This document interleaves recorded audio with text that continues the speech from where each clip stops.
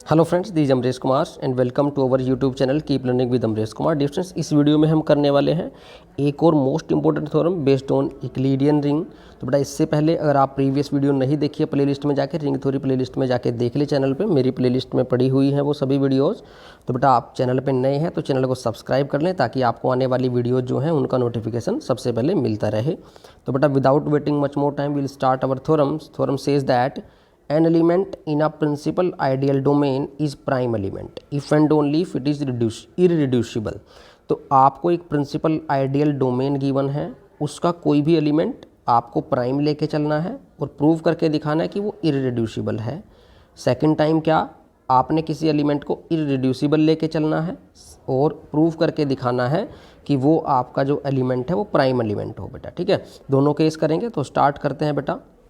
सो बेटा first case में मान के चलता हूँ लेट कि जो हमारा आर है वो मैंने मान लिया, let R be principal ideal domain.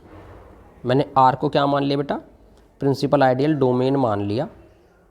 ठीक है, अब मैं मान लेता हूँ कि इसमें से कोई एलिमेंट लेना है। मैंने ले लिया पी, उसको नाम दे दिया कि let P belongs to R, prime ले लिया मैंने ये बी प्राइम। ठीक है बेटा, अब रिक्वायर्ड टू प्रूव क्या हो गया कि ये जो एलिमेंट है वो आपका अगर प्राइम है तो वो इररिड्यूसिबल होना चाहिए। तो रिक्वायर्ड टू प्रूव लिख देते हैं, रिक्वायर्ड टू प्रूव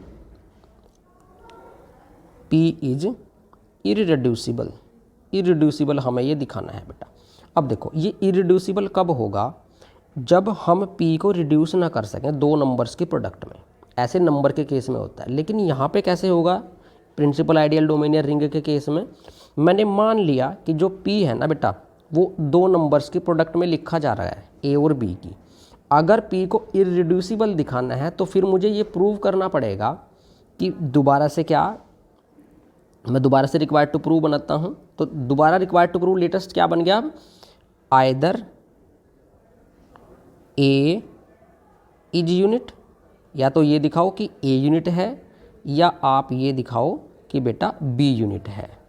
समझ आ की बात, P को रिड्यूस ही ना किया जा सके मतलब वो इररिड्यूसिबल है। तो मैंने मान लिया कि P A और B के प्रोडक्ट में लिखा जा रहा है, तो फिर आप अगर इररिड्यूसिबल कहना चाहते हैं उसको या तो ये दिखाओ कि A यूनिट है या ये दिखाओ कि B यूनिट है। ठीक है बेटा, अब देखो नाउ नेक्स्ट क्या करेंगे हम, now P equal to A B. अब आप देखो हमें गिवन क्या है कि P बेटा प्राइम है, इसका भी यूज करना है। तो मैं यहाँ से ये लिख सकता हूँ क्या, which implies P divides A B. ये कहाँ से लिखा, देखो आप ध्यान से भाई, जब P और ए बी इक्वल हैं तो मैं कह सकता हूँ कि P ए बी को डिवाइड कर रहा है। मैंने ऐसा क्यों कहा, क्योंकि मुझे P के प्राइम होने का यूज करना है। अगर P प्राइम है लिखो यहाँ पे, सिंस P इज़ प्राइम।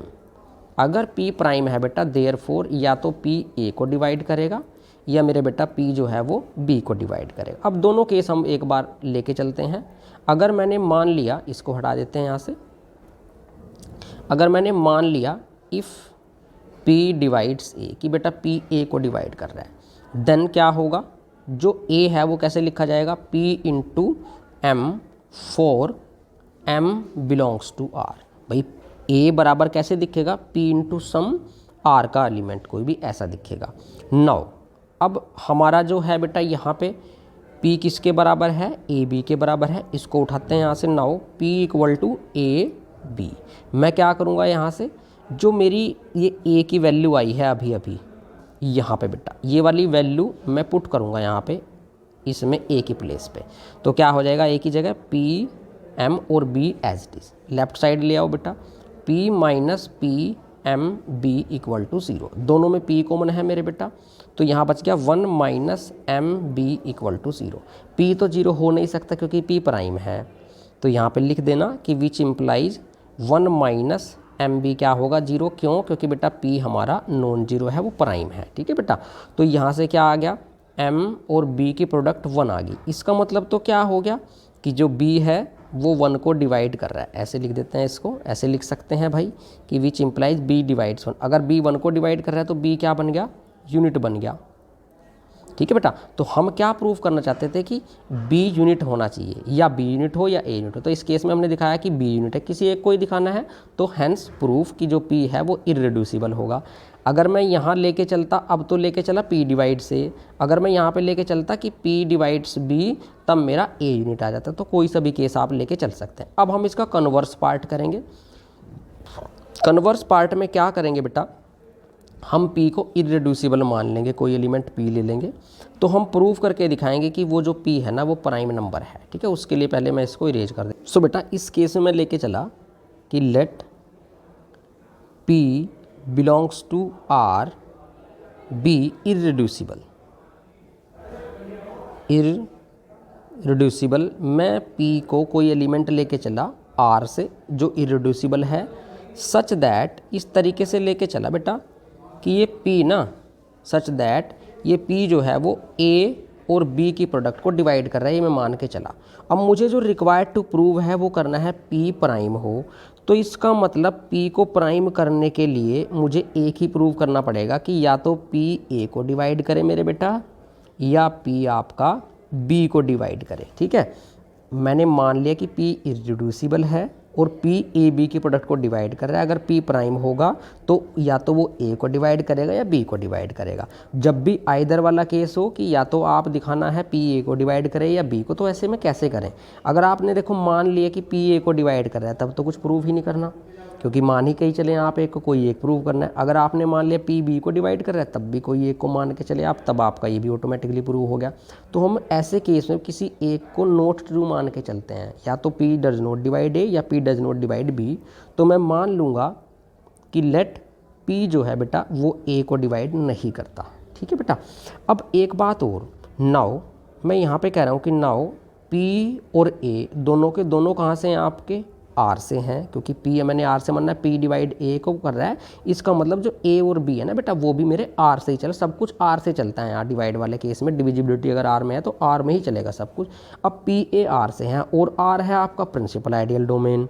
तो इसका मतलब क्या हुआ कि उनके पास कोई ना कोई GCD भी होगी। तो लिख लेना यहाँ पे and R is principal ideal domain. तो क्या इंप्लाई होगा, which implies they have GCD। तो इसका मतलब D बराबर GCD of P and A। यहाँ पे लिख लेना वेयर D क्या है बेटा, D is GCD of P and A। तो बेटा ये भी एक रिजल्ट ही होता है हमारे पास कि अगर P और A किसी प्रिंसिपल आइडियल डोमेन से है तो उनकी GCD भी एग्जिस्ट करेगी वहाँ पे। तो मैंने यही कहा कि मान लिया D उनकी GCD है P और A की।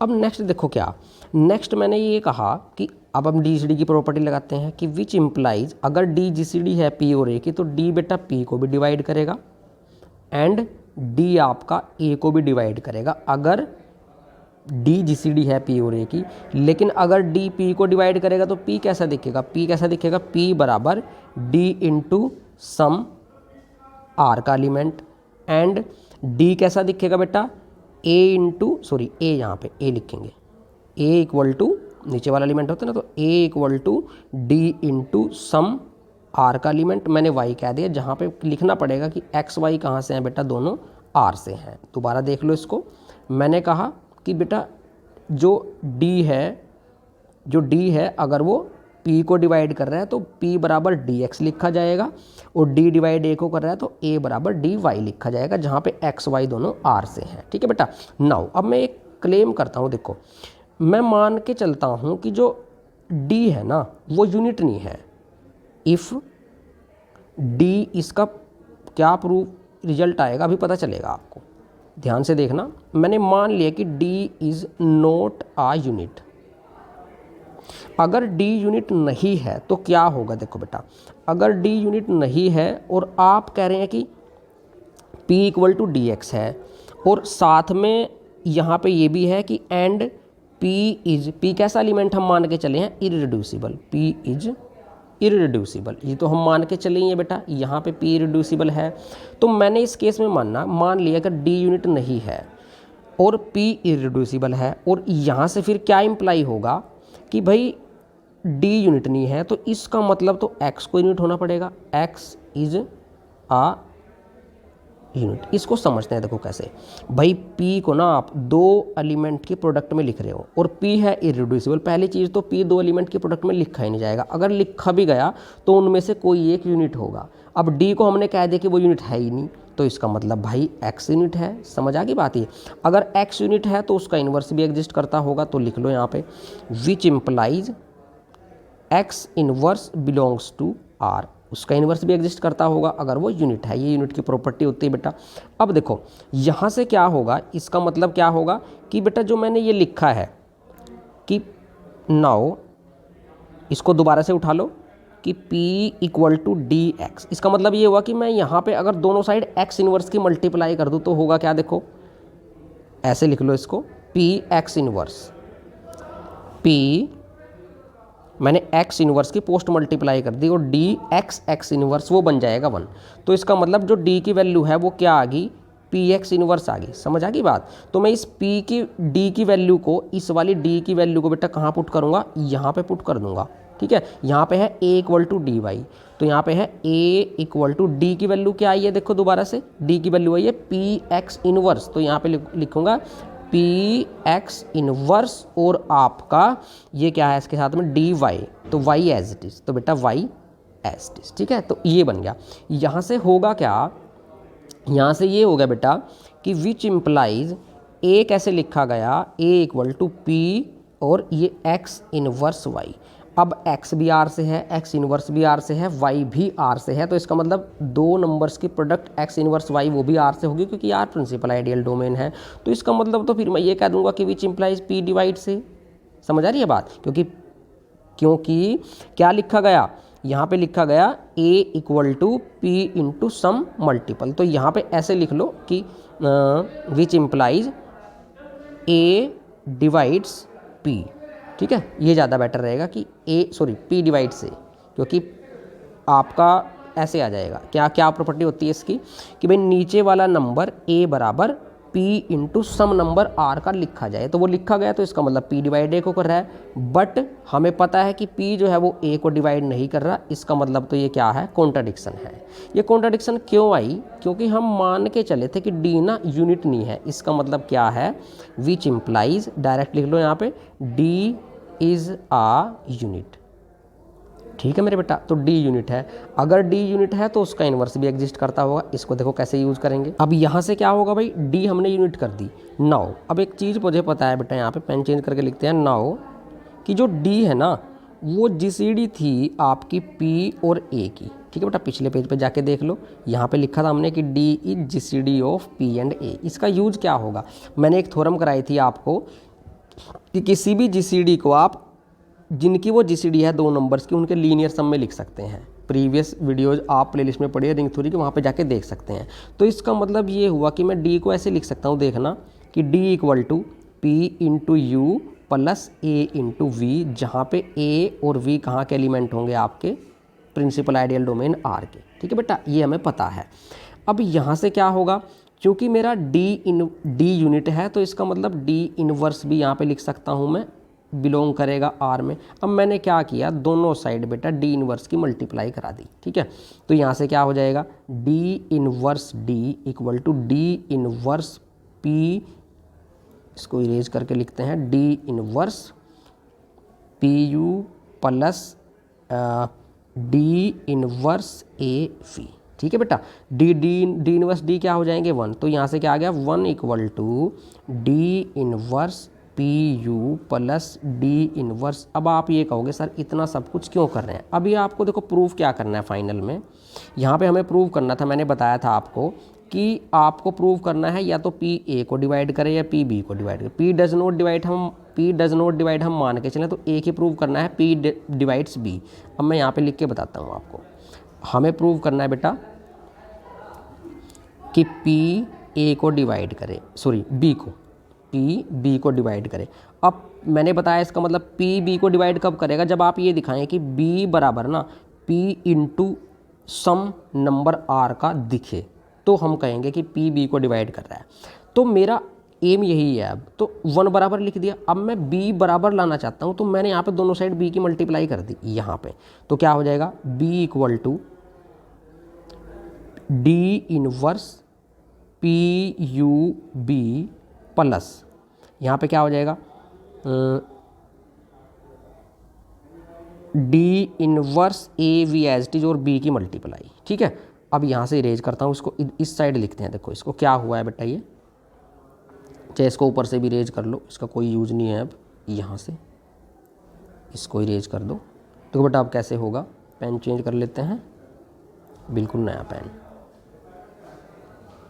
ठीक है, अब मैं दोबारा लिखता हूँ इस लाइन को। तो क्या हो गया कि B की वैल्यू क्या आ गई बेटा, D inverse PUB plus D inverse और AVB ये आ गई। तो अगर आप दिखाना चाहते हैं कि P डिवाइड्स B तो क्या होना चाहिए, तो मैं बताता हूँ कि P डिवाइड B दिखाना चाहते हैं तो B बराबर क्या होना चाहिए, P इंटू समथिंग होना चाहिए बेटा ऐसा। तो ये कब आएगा, देखो B इक्वल टू आ गया तो यहाँ पे P इंटू होना चाहिए था, लेकिन जो पहले वाला फैक्टर है इसमें तो P है, इसमें नहीं मेरे बेटा फैक्टर। तो इसमें फैक्टर लाने के लिए थोड़ा लॉजिक लगाते हैं। अब आपको ये पता है बेटा कि P जो है वो प्राइम है। ठीक है, तो जो P है मैं कहूँगा नाउ, अलग से लिख लो इसको कि नाउ जो P है वो D इनवर्स PUB को डिवाइड कर रहा है, क्योंकि इसमें इटसेल्फ P है। एंड मैंने ये लिख दिया डायरेक्ट कि P divides D inverse AVB। ये कहाँ से लिखा मैंने, देखो पहले वाला तो चलो ठीक है, क्योंकि P डिवाइड करेगा D इनवर्स P इसमें इटसेल्फ है, P को डिवाइड करते कंप्लीट डिवाइड हो जाएगा। लेकिन यहाँ तो कहीं P नहीं है, डायरेक्ट लिख दे फिर भी। अब आप देख पा रहे होंगे कि यहाँ A और B है, तो मतलब क्या हमारा, हम ये लेके चले थे कहीं पे, देखो कि भाई P डिवाइड्स AB। देखो यहाँ पे हम लेके चले हैं कि P डिवाइड कर रहा है AB को, यहाँ पे देखो P डिवाइड AB। तो यहाँ पे आप ध्यान से देखो, यहाँ पे क्या है, ये A है और ये B है, और P तो AB तो लिख लेना यहाँ पे, बिकॉज ये तब होगा क्योंकि P जो है ना वो AB को डिवाइड कर रहा है बेटा। ठीक है, तो इसको भी करेगा। अब अगर P दोनों को डिवाइड कर रहा है कोई नंबर, तो दोनों के सम को भी करेगा। तो D inverse PUB plus D inverse AVB दोनों के सम को भी डिवाइड करेगा। लेकिन इन दोनों का अगर सम करें तो इन दोनों का सम तो किसके इक्वल है, B के, तो इसका मतलब P जो है वो B को भी डिवाइड करेगा। तो यही हमें प्रूव करना था। तो बेटा वीडियो कैसी लगी कमेंट करके बताएं और वीडियो को लाइक करके जाएं। मिलेंगे नेक्स्ट वीडियो में, तब तक के लिए जय हिंद जय Bharat and thank you so much.